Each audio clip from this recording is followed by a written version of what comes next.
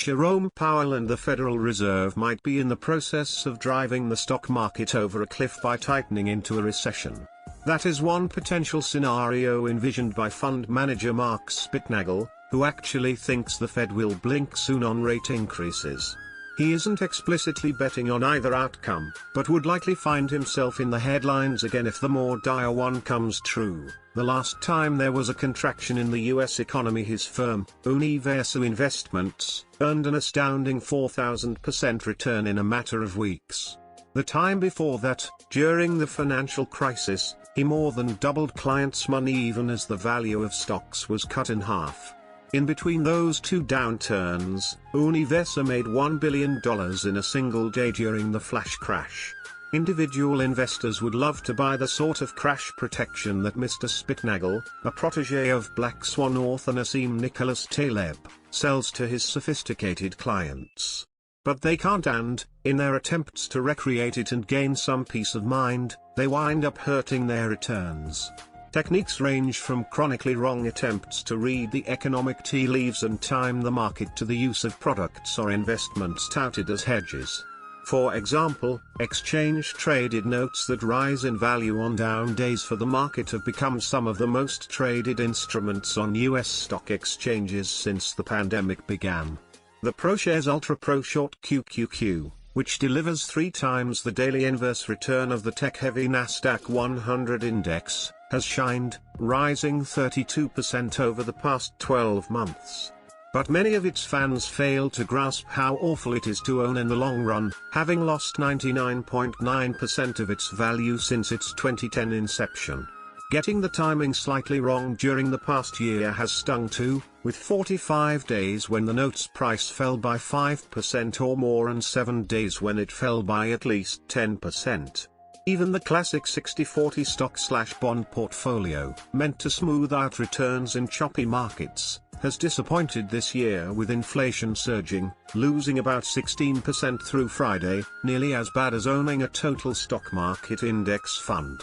Gold, a traditional inflation hedge, has lost 9% this year, and digital gold Bitcoin has done far worse, falling 57% through Friday.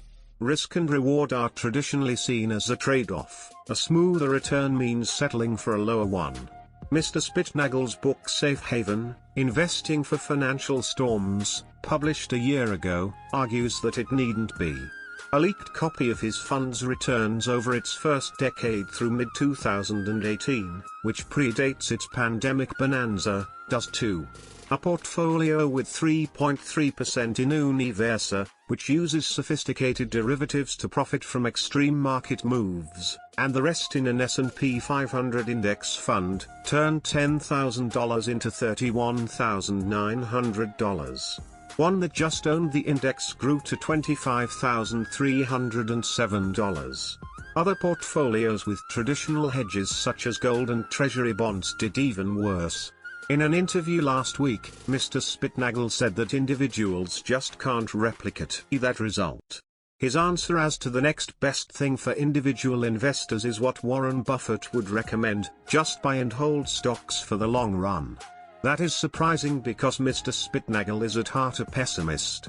While his mathematically driven fund constantly rolls over doomsday bets and doesn't rely on short-term predictions, he sees the Fed being backed into a corner with long-term consequences.